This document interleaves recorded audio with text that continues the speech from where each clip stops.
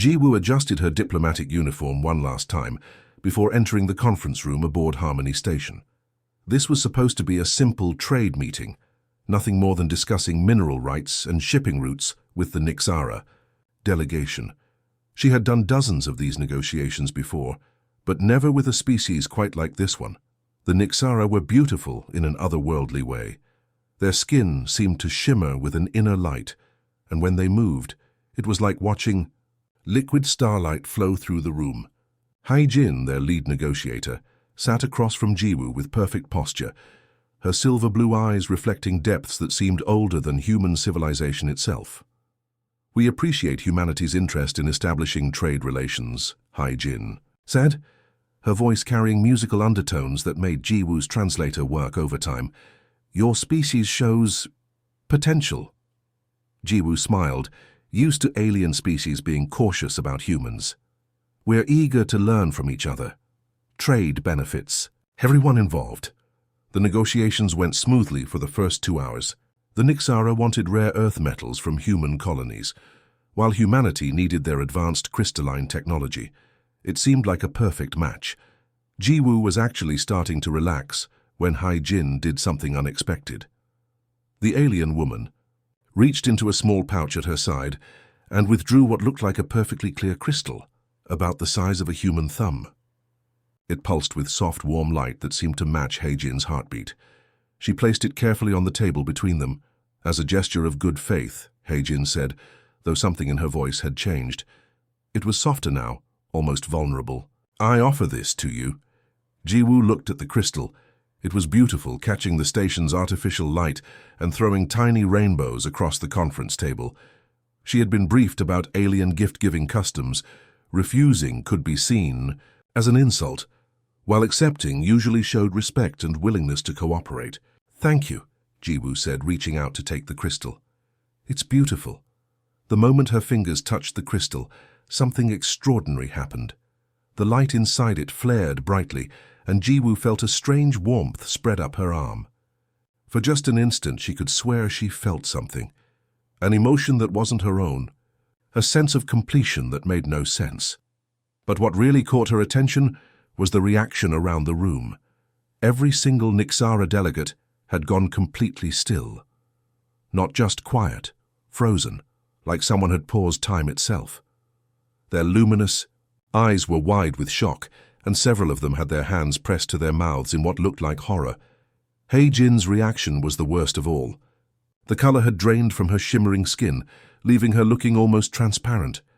Her hands were shaking as she stared at the crystal now glowing warmly in Jiwoo's palm.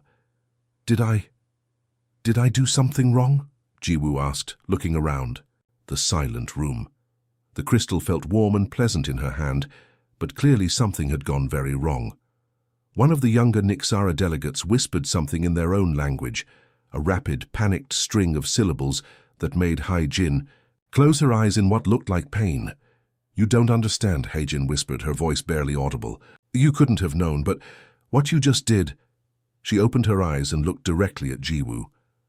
"Among my people, accepting the heart crystal means you accept the giver as your life mate, forever." Jiwoo felt her stomach drop. "Your what?" "We bond for life," Hae-jin said, her voice growing stronger but no less horrified. "One partner chosen once, bound until death, and you just chose me."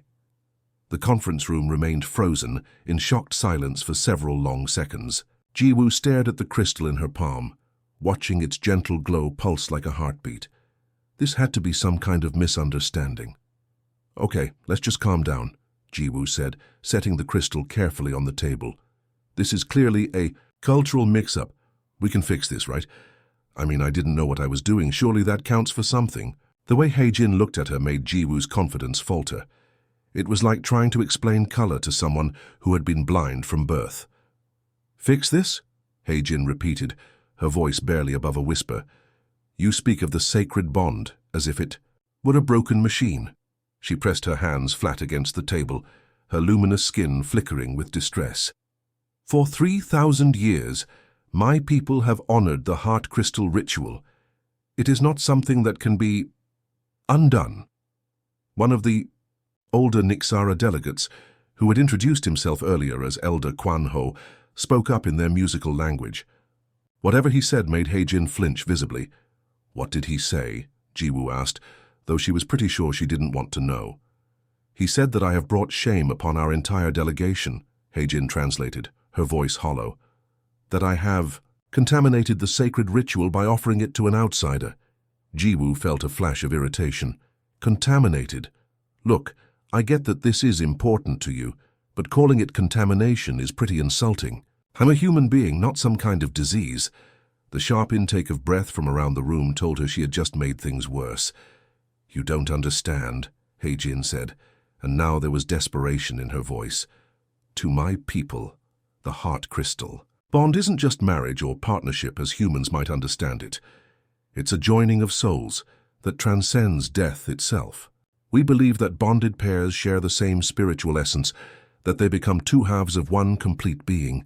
She gestured helplessly at the crystal, which continued to glow between them. "And now that essence includes someone who doesn't even believe in souls." "I never said I don't believe in souls," Ji-woo protested, but she could see she was missing the point entirely. Elder Quan Ho spoke again, his tone growing harsh. This time several other delegates joined in, their voices creating a discordant harmony that sounded nothing like their usual musical speech. He-jin's shoulders sagged as she listened. When they finished, she looked up at Ji-woo with something that might have been apology in her strange, beautiful eyes. "The delegation is demanding that I renounce the bond," she said quietly. "They want me to declare it invalid because it was given to someone who cannot comprehend its true meaning." "Well, that sounds reasonable," Ji-woo said, relief flooding through her. "Problem solved, right?" "You still don't understand." He-jin's voice was so soft, Ji-woo had to lean forward to hear her. "I cannot renounce what has already been accepted. The moment you touched the crystal, the bond was sealed. To renounce it now would be like trying to renounce my own heartbeat." The youngest delegate, who couldn't have been much older than a human teenager, whispered something that made He-jin close her eyes in pain. "What now?" Ji-woo asked, though she was starting to dread the answer. "Young Soo-bin asks what will happen to me when we return home," He-jin said without opening her eyes. "The answer is exile. No Nixara has ever bonded outside our species. I will be cast out, forbidden from ever setting foot on our homeworld again." "That's insane," Ji-woo said, her pragmatic human mind scrambling for solutions. "There has to be some kind of appeals process, some way to explain that this was an accident." He-jin finally opened her eyes, and Ji-woo was startled to see tears gathering there. Actual tears, just like a human's. "Accident or not," He-jin whispered, "I chose you, and now we both must live with what that means." Ji-woo had always been the type of person who tackled problems head-on. Growing up in Busan, she'd learned that sitting around feeling sorry for yourself never solved anything.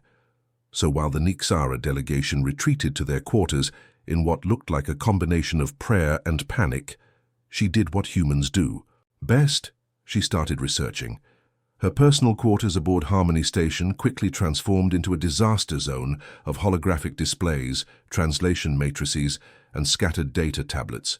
She'd been awake for 18 hours straight, diving deep into every scrap of information about Nixara culture that existed in human databases. "This is insane, Ji-woo," her diplomatic partner Min-ho said as he entered her quarters, carefully, stepping over a pile of cultural analysis reports. "You need to sleep. Sleep is for people who haven't accidentally married aliens," Ji-woo muttered, not looking up from the holographic display showing Nixara religious texts. "Did you know? Their entire society is built around the idea that souls can recognize each other across any barrier. Physical form, species, even time itself." Min-ho sank into the only available chair, rubbing his temples. "Speaking of barriers, we've got bigger problems. The news networks picked up the story 3 hours ago. Both human and Nixara media are going crazy." Ji-woo finally looked up, her eyes red with exhaustion. "How bad?" "Human News Network is calling it the diplomatic disaster that could end interspecies relations. The Nixara equivalent is apparently translating to something like the pollution of sacred light. So, pretty bad." "Great," Ji-woo said, turning back to her research. "But look at this, Min-ho. I think I found something important." She gestured to a passage highlighted in the holographic text. According to their oldest religious writings, the heart crystal ritual wasn't always exclusive to their own species. 3,000 years ago, they had something called the test of true recognition, a way to determine if a bond was genuine regardless of the participant's origins. Minho leaned forward, interested despite himself. What kind of test? That's the problem. The details were lost over time. All it says is that true bonding partners would demonstrate compatibility that transcends physical limitations. Jiwoo scrolled through more text, her excitement growing. But here's the really interesting part. They stopped using the test not because it didn't work, but because they became convinced that only Nixara possessed the spiritual depth necessary for true bonding. So they got arrogant, Minho said with typical human bluntness. Exactly. They decided they were the only species capable of real soul-deep connection. Jiwoo stood up, pacing as her mind raced. But what if they were wrong? What if the reason their society has been stagnating for the last millennium is because they've been limiting themselves to an increasingly small gene pool of spiritually pure partners? Minho's communicator chimed with an urgent message. His face went pale as he read it. Jiwoo, we've got a problem. The Nixara High Council is demanding Haijin's immediate return to their homeworld for something called a purification trial. According to our alien law experts, that's basically a death sentence. Jiwoo felt her stomach drop, but then her jaw set with familiar determination. Not if I can help it. What are you thinking?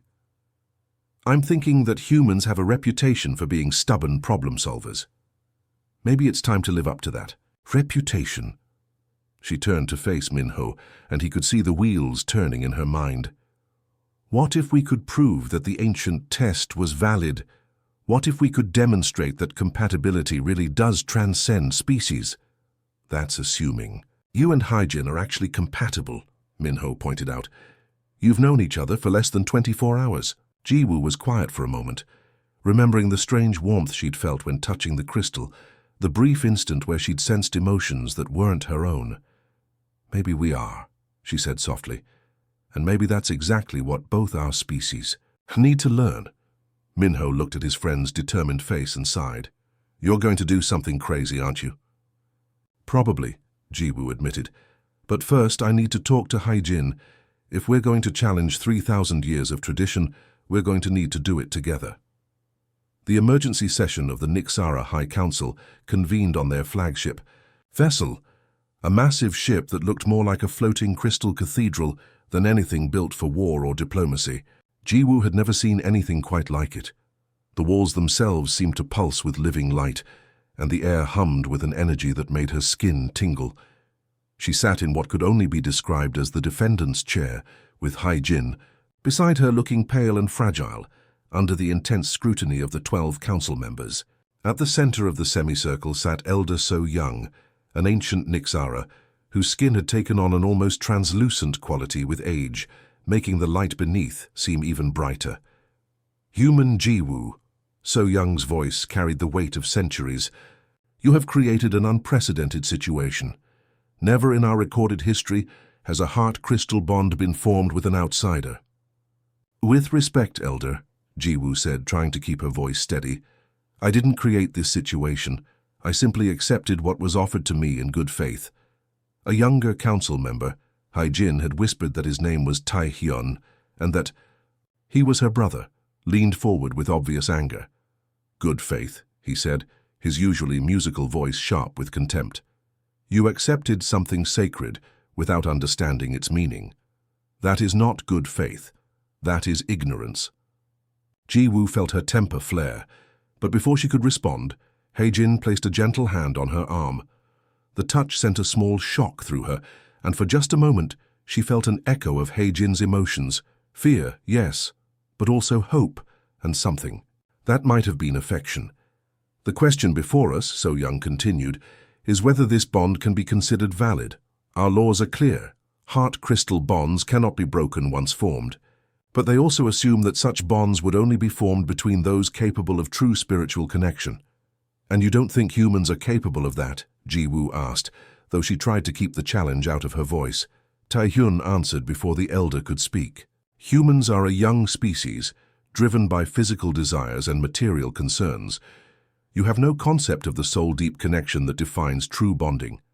This attachment is nothing more than a cosmic accident that threatens to pollute our bloodline. Pollute? Jiwoo stood up, her diplomatic training warring with her instinct to defend her entire species.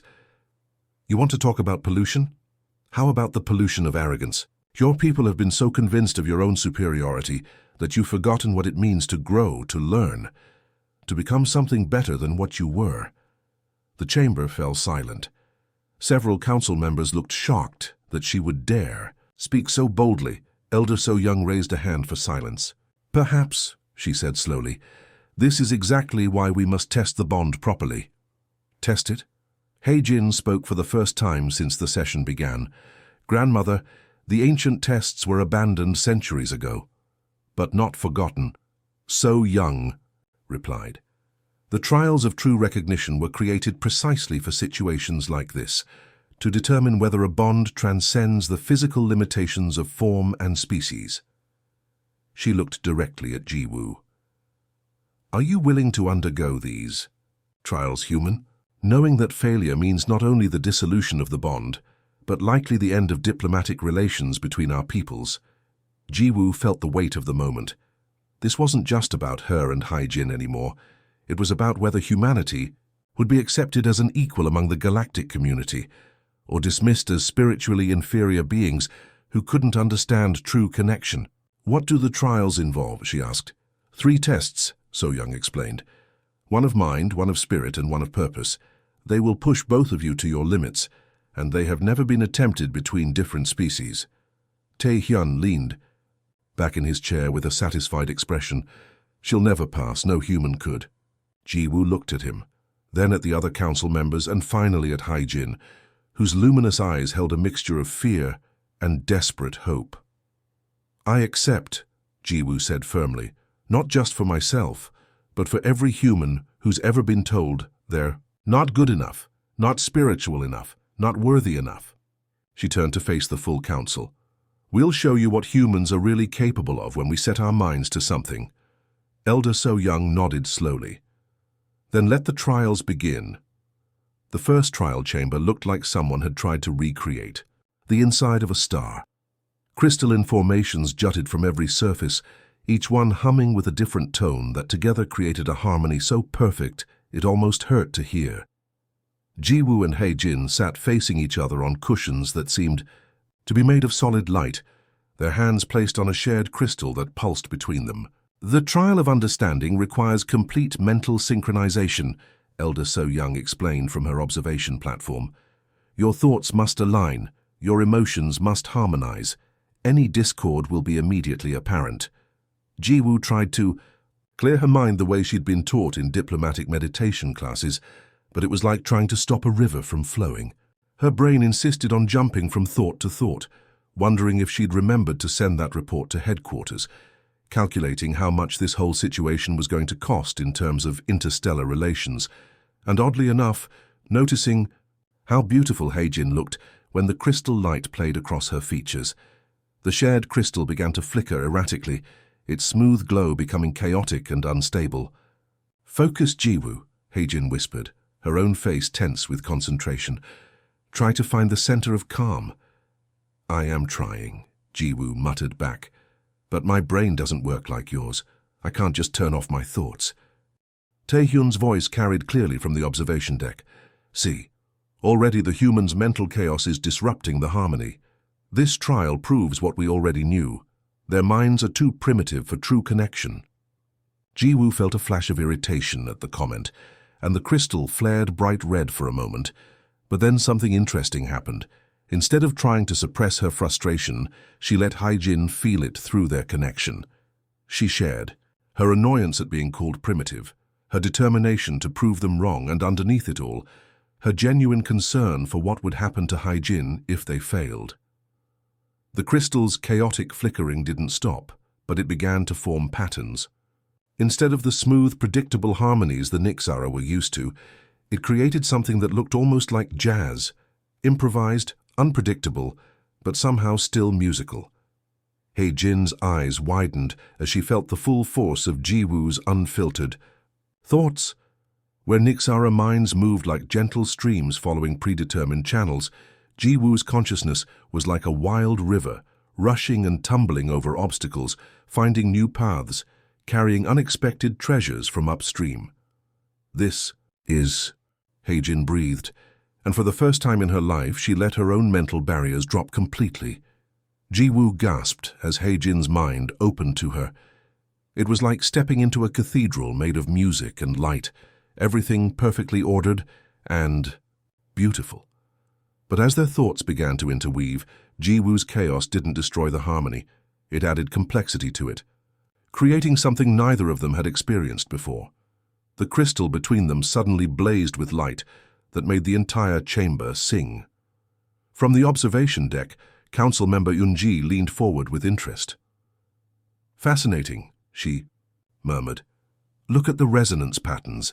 They're not synchronizing, they're creating something entirely new." "It's discord," Tae-hyun insisted, though his voice had lost some of its certainty. "No," Yunji said thoughtfully. "It's evolution. When did we decide that perfect harmony was more valuable than growth?" She turned to address the other council members. "For 1,000 years, our bonding rituals have become increasingly predictable. We choose partners who think like us, feel like us, dream like us.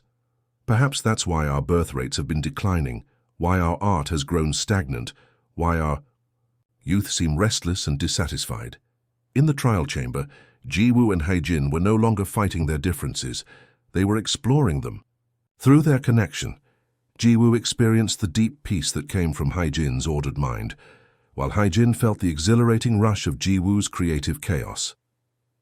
"I never knew thoughts could move like this," He-Jin whispered, her mental voice filled with wonder. "So fast, so bright, so full of possibilities. And I never knew silence could be so complete," Ji-Woo replied, marveling at the depths of tranquility in He-Jin's consciousness. "It's not empty. It's full of potential." The crystal between them had settled into a rhythm unlike anything the Nixara had ever recorded. Ordered chaos, structured improvisation, a harmony that included discord as an essential element.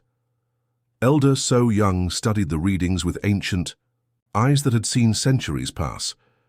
"The first trial is complete," she announced. "The bond is unique. Whether it is valid remains to be seen." But as Ji-Woo and He-Jin slowly separated their minds, both of them felt something they couldn't quite name, a sense that they had glimpsed something wonderful and strange, something that neither of their species had discovered on their own. The second trial chamber was completely different from the first. Instead of crystals and harmony, it looked like a workshop that had been hit by a tornado. Scattered around the room were puzzles, art supplies, engineering components, and what appeared to be the dismantled remains of several complex machines. The air smelled of metal and ozone, with an underlying scent of something Ji-Woo couldn't identify. "The trial of growth," Elder So Young announced, "will test whether your bond can help each other become more than you are alone. You will face challenges that neither of your species has solved individually." Ji-Woo looked around the chaotic room and felt oddly at home. This looked like her childhood bedroom, her college dorm, and her first apartment all rolled into one. He-Jin, on the other hand, appeared overwhelmed by the disorder. "I don't understand," He-Jin said, her voice small. "Where do we even begin?" "That's the point," Ji-Woo said, already moving toward what looked like a three-dimensional puzzle made of shifting metal pieces. "You're not supposed to understand it all at once. You just start somewhere and see what happens." She picked up one of the metal pieces and turned it over in her hands. Within seconds, she was fidgeting with it, twisting and turning it, while her mind raced through possibilities. But every time she thought she'd found a solution, the piece would shift and change, staying just out of reach of completion. "You're approaching it wrong," He-Jin said, after watching Ji-Woo struggle for 10 minutes. "You're trying to force it to fit your expectations. Well, how would you do it?" Ji-Woo asked, frustration creeping into her voice. Instead of answering, He-Jin moved closer and placed her hands over Ji-Woo's. The moment their skin touched, Jiwoo felt that strange connection again, but this time it was different. Instead of sharing thoughts, she could feel Haejin's approach to problems, methodical, patient, looking for the underlying patterns rather than trying to muscle through to a solution. "Feel the metal," Haejin said softly. "Don't fight it. Listen to what it wants to become." Jiwoo wanted to point out that metal didn't want anything, but something in Haejin's voice made her stop and actually try. She let her hands move more, slowly, feeling for the natural joints and pressure points instead of trying to force the pieces together. To her amazement, the puzzle began to respond. But it wasn't just Haejin's patience that was helping. Jiwoo's intuitive leaps were showing them shortcuts that a purely methodical approach would have missed. From the observation deck, Council Member Woo Jin shook his head disapprovingly. "This proves nothing. Humans are naturally good with mechanical devices. It's hardly a spiritual achievement." But Yoon-ji was watching more carefully. "Look at how they're working together," she said. "The human's creativity is giving the traditional approach new directions to explore, while Haejin's focus is channeling that creativity into actually useful results." Meanwhile, Ji-woo and Haejin had moved on to what appeared to be an artistic challenge, creating something beautiful from a pile of raw materials that seemed to have no connection to each other. Normally, Ji-woo would have just started grabbing things and hoping for the best, but with Haejin's influence, she found herself taking time to really look at each piece, to understand its properties and potential. "I never noticed how many different textures there were in simple things," Ji-woo murmured, running her fingers along a piece of what looked like crystallized sound. "Back home, I'm always too busy to really pay attention." Haejin, meanwhile, was doing something she'd never done in her entire life, making choices based on instinct rather than careful analysis. Under Jiwoo's influence, she was grabbing materials that just felt right even when she couldn't explain why. "This is terrifying," Haejin admitted, as she selected a piece of twisted metal that seemed to pulse with its own rhythm. "I don't know why I chose this. It doesn't fit any pattern I understand." "Maybe that's the point," Jiwoo said, grinning as she watched Haejin embrace uncertainty for the first time. "Sometimes the best discoveries happen when you stop trying to control everything." Their creation grew organically, neither of them entirely sure what they were making, but both of them contributing elements that somehow fit together. Jiwoo's bold, intuitive choices provided structure and energy, while Haejin's careful attention to detail and harmony refined and perfected each element. When they finally stepped back, they had created something that left even the council members speechless. It was sculpture, but it was also music. The crystallized sound pieces resonated with the metal components to create melodies that shifted and changed as light moved across the surface. "I've never seen anything like it," whispered a younger council member. "Because it's never existed before," Yoon-ji said, her voice filled with wonder. "This is what happens when two different approaches to creativity work together, instead of trying to eliminate each other." Woo Jin still looked skeptical, but even he couldn't deny that what they'd created was remarkable. As the trial ended, Ji-woo and Haejin stood side by side, both of them changed by the experience. Ji-woo felt more centered than she had in years, while Haejin felt alive with possibilities she'd never imagined. They were becoming something new together, something neither of their species had seen before. The third day of trials should have been straightforward, but Ji-woo woke up to find her personal communicator buzzing with urgent messages. The first one made her blood run cold.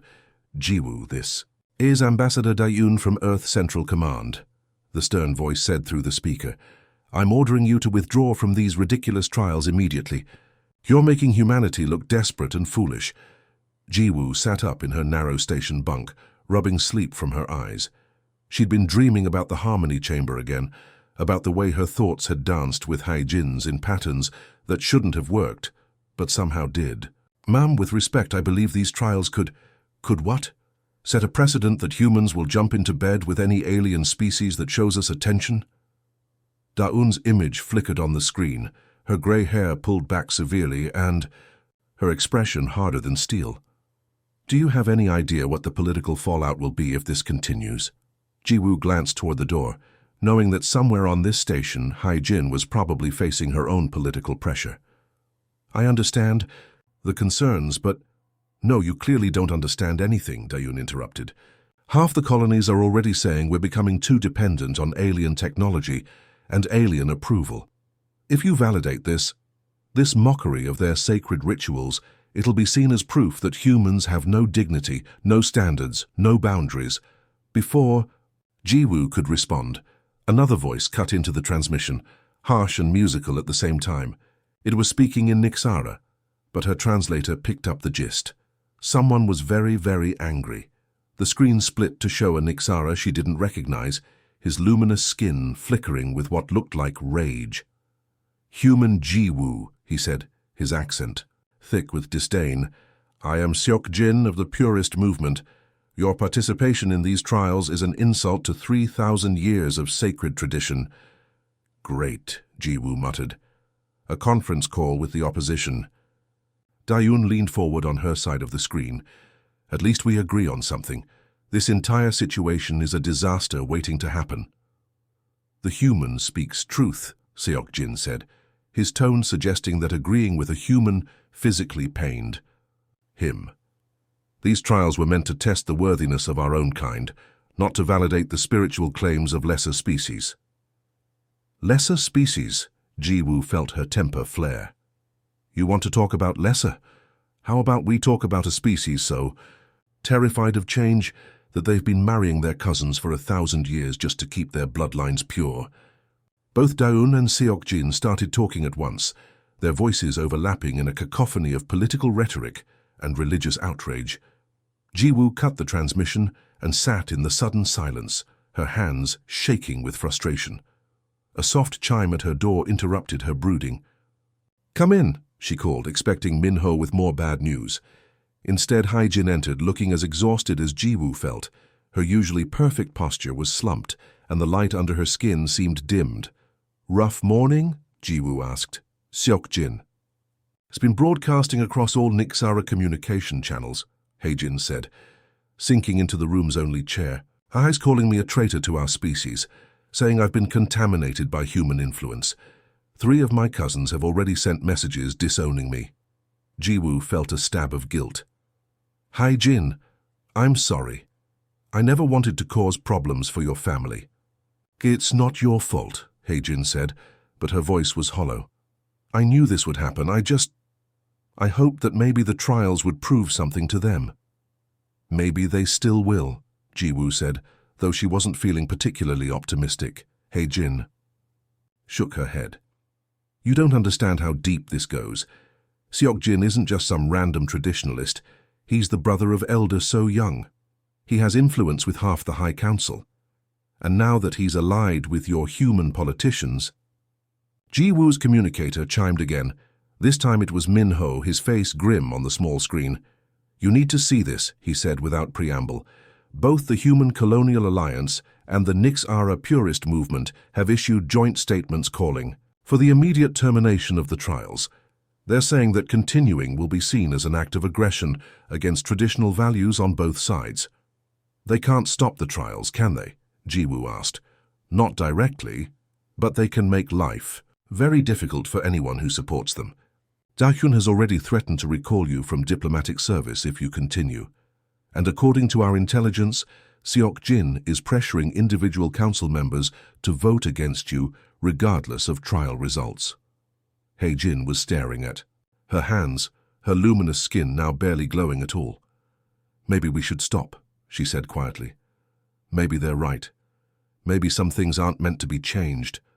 Jiwoo looked at her, remembering the way Haijin's eyes had lit up during the second trial, when she'd created something beautiful without knowing exactly how. She remembered the feeling of their minds working together, creating harmony from chaos. "No," Jiwoo said firmly. "That's exactly why we need to continue. Because the moment we let fear make our choices for us, we stop growing. We stop becoming better than we were." She reached over and took Haijin's hand, feeling that familiar warm connection flow between them. "Besides," Jiwoo added with a grin, that didn't quite hide her nervousness. "I've never backed down from a fight in my life. I'm not starting now." The final trial chamber was unlike anything Jiwoo had seen before. Instead of crystals or workshops, It looked like a war room crossed with a diplomatic summit. Holographic displays showed star maps, trade routes, and what appeared to be brewing conflicts between various alien species across the galaxy. The air hummed with tension, and she could feel the weight of dozens of observers from both civilizations. Watching from the viewing galleries above, Elder So Young stood at the center of it all, her ancient face grave with the importance of the moment. "The trial of purpose," she announced, her voice carrying to every corner of the chamber, "will determine whether your bond serves only yourselves or whether it can benefit our civilizations and the galaxy beyond." Jiwoo felt her mouth go dry. The first two trials had been about her and He-Jin learning to work together. This was about proving their relationship could actually make the universe a better place. "You have 1 hour," So Young continued, "to present a solution to a problem that has plagued interspecies relations for centuries, how to prevent the misunderstandings and conflicts that arise when fundamentally different cultures attempt to coexist." The holographic displays shifted to show recent incidents, trade disputes that had escalated into military standoffs, cultural exchanges that had ended in mutual offense, peace negotiations that had collapsed over seemingly minor protocol disagreements. He-Jin moved closer to Jiwoo, and she could feel the anxiety radiating from her partner. Through their connection, she sensed He-Jin's thoughts. How could they possibly solve problems that had stumped diplomats for generations? But Jiwoo was already thinking, her mind racing the way it always did when faced with an impossible challenge. She walked over to the displays, studying the patterns of conflict, looking for the common threads. "It's all about translation," she murmured, then louder. "It's about translation, but not just of language." He-Jin joined her at the displays. "What do you mean?" "Look at these conflicts," Jiwoo said, pointing to various incidents.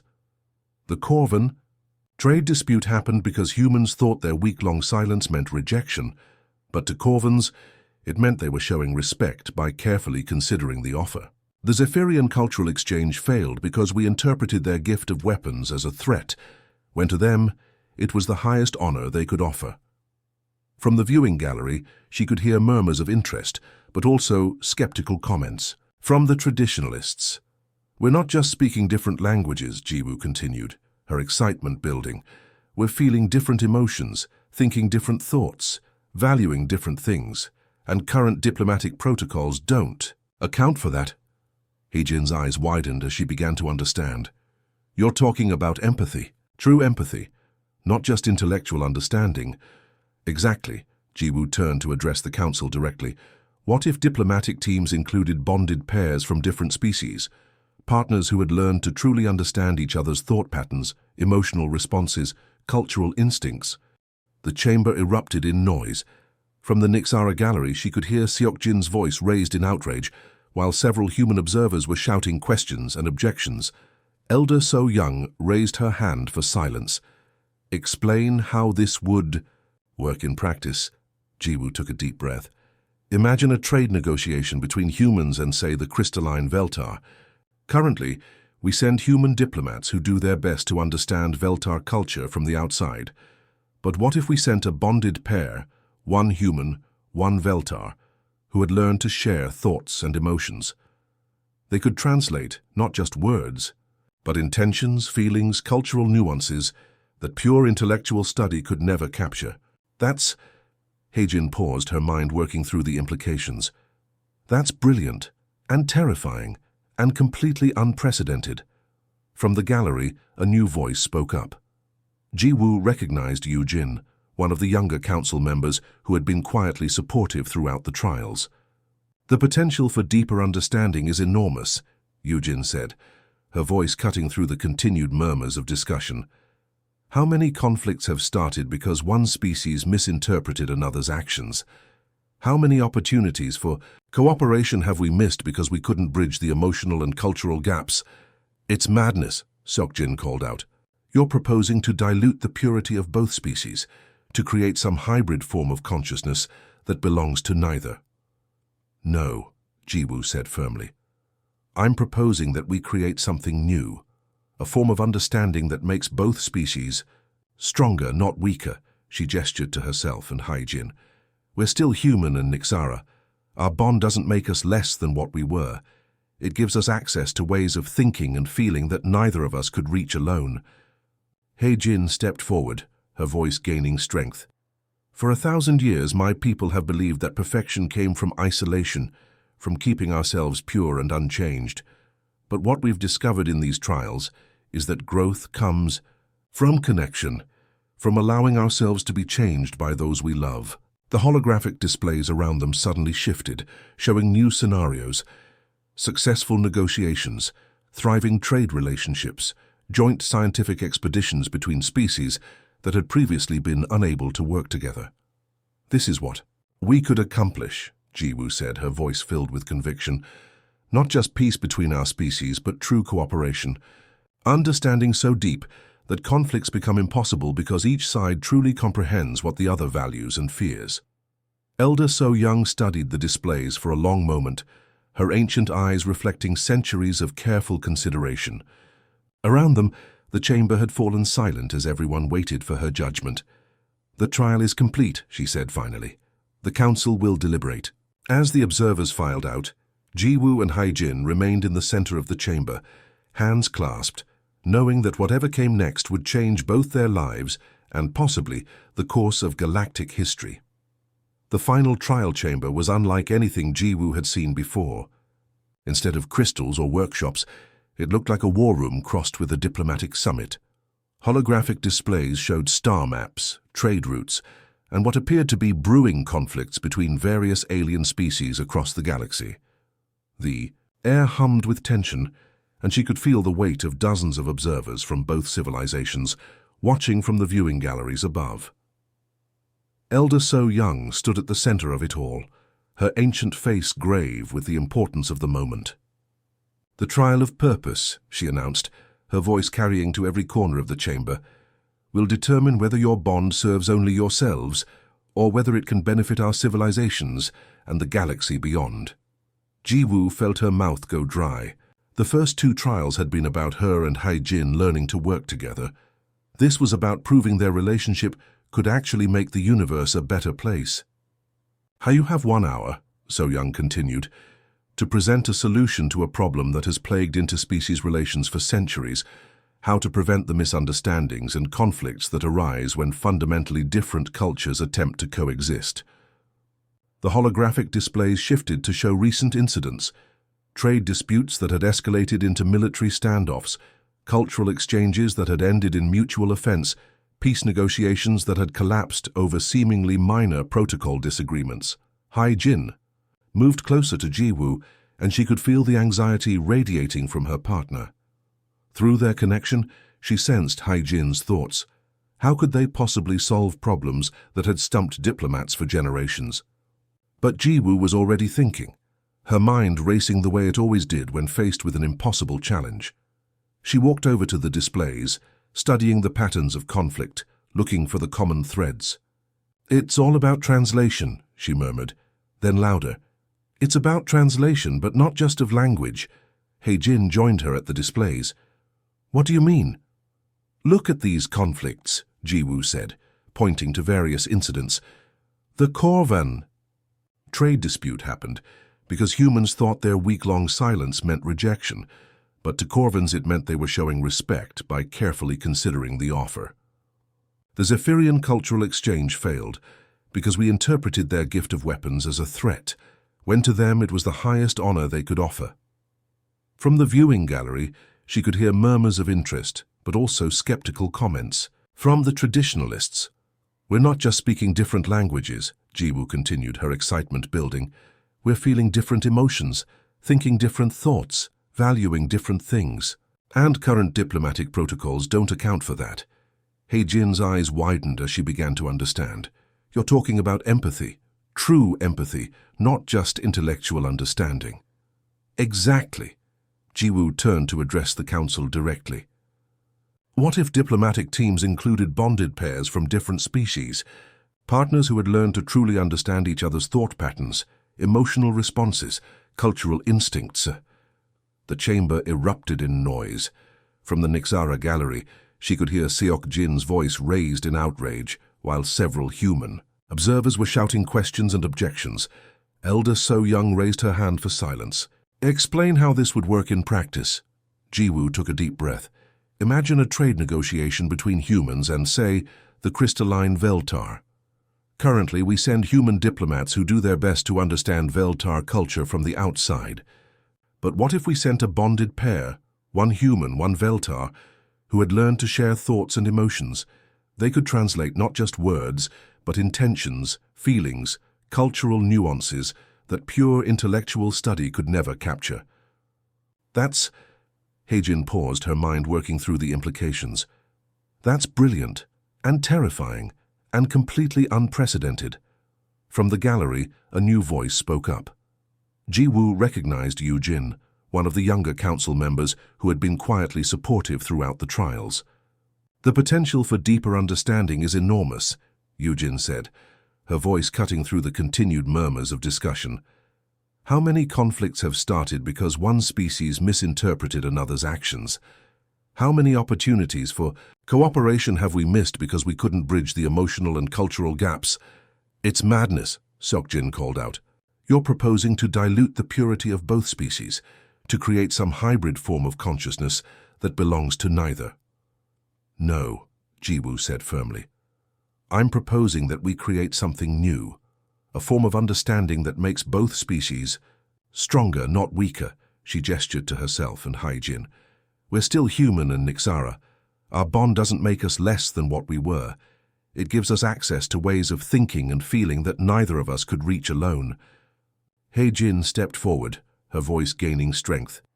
For 1,000 years, my people have believed that perfection came from isolation, from keeping ourselves pure and unchanged. But what we've discovered in these trials is that growth comes from connection, from allowing ourselves to be changed by those we love. The holographic displays around them suddenly shifted, showing new scenarios, successful negotiations, thriving trade relationships, joint scientific expeditions between species that had previously been unable to work together. This is what we could accomplish, Jiwoo said, her voice filled with conviction. Not just peace between our species, but true cooperation. Understanding so deep that conflicts become impossible because each side truly comprehends what the other values and fears. Elder So Young studied the displays for a long moment, her ancient eyes reflecting centuries of careful consideration. Around them, the chamber had fallen silent as everyone waited for her judgment. The trial is complete, she said finally. The council will deliberate. As the observers filed out, Jiwoo and Haijin remained in the center of the chamber, hands clasped, knowing that whatever came next would change both their lives and possibly the course of galactic history. The deliberation lasted 3 days. 3 days of Jiwoo pacing her quarters like a caged animal, while Heijin sat in perfect meditation pose, though her skin flickered with nervous energy that betrayed her calm exterior. 3 days of heated debates in both human and Nixara political circles, with news networks across the galaxy covering every rumor and speculation. On the morning of the 4th day, Elder So Young's voice echoed through the station's communication system. All parties to the proceedings, please report to the Grand Assembly Chamber. Jiwoo had never seen the Grand Assembly Chamber before. It was enormous, with crystalline walls that seemed to stretch up forever, and seating for what looked like thousands of observers. Representatives from dozens of alien species had arrived to witness the verdict, turning the chamber into a rainbow of different skin colors, body types, and exotic clothing. As she and Haijin took their places in the center of the chamber, Jiwoo spotted familiar faces in the crowd. Minho gave her an encouraging thumbs up from the human delegation section. Ambassador Da-Yun sat stone-faced beside him, clearly hoping for a verdict that would end this embarrassment once and for all. Elder So Young rose from her position at the center of the High Council, her ancient voice carrying easily through the vast space. After extensive deliberation, the High Council has reached a decision regarding the bond between human Jiwoo and Nixara Haijin. The chamber fell completely silent. Jiwoo could hear her own heartbeat, could feel Haijin's tension through their connection. The trials have proven something unprecedented, So Young continued. Not only is this bond genuine and valid by our most ancient standards, but it represents a new form of connection that could revolutionize how species interact throughout the galaxy. A ripple of excited murmurs ran through the assembled crowd. Jiwoo felt Haijin's hand squeeze hers, both of them hardly daring to believe what they were hearing. Therefore, So Young announced, the High Council officially recognizes this bond and endorses the proposal for interspecies diplomatic pairs. The chamber erupted. Some voices were cheering, others were shouting in protest.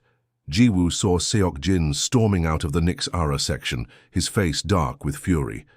But she also saw Yu Jin standing and applauding, along with several other younger council members. Ambassador Da-eun looked like she'd swallowed something sour, but beside her, Min-ho was grinning so widely his face might split in half. However, So Young continued, raising her voice above the noise. This new form of diplomacy will require careful implementation. We propose a pilot program, starting with volunteer pairs from species that have struggled to understand each other.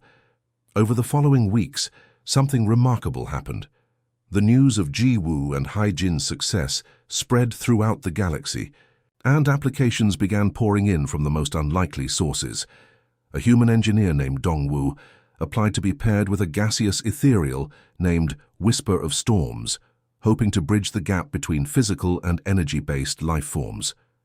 A Nix-Ara artist called Insu requested partnership with a hive-mind collective drone, curious about what individual creativity might mean to a species that shared all thoughts. Not all the early attempts were successful. Some species proved too different to form the deep connections necessary for true bonding.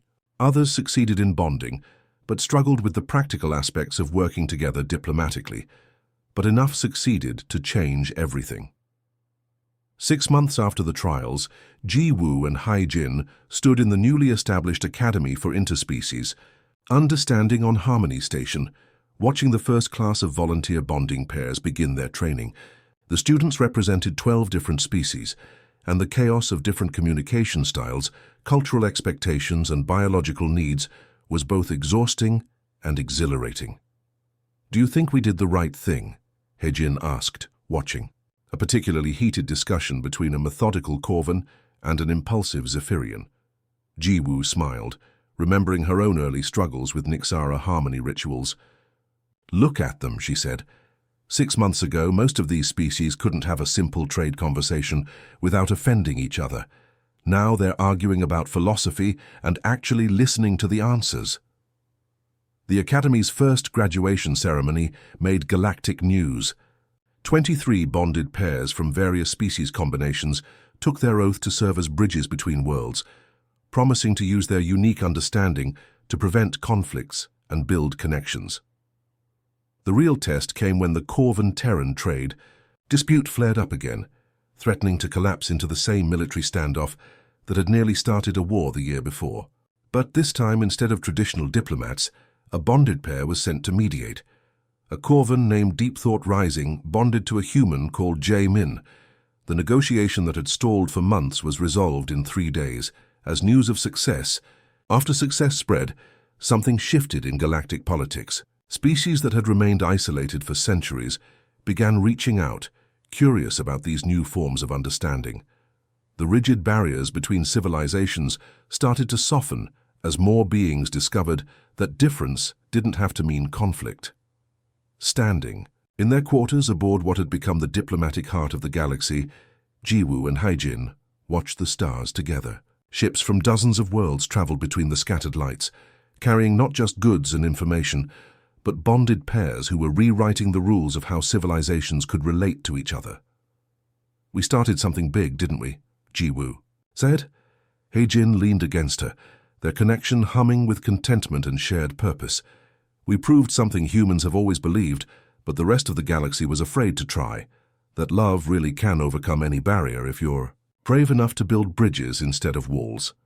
Outside their window, the galaxy sparkled with new possibilities.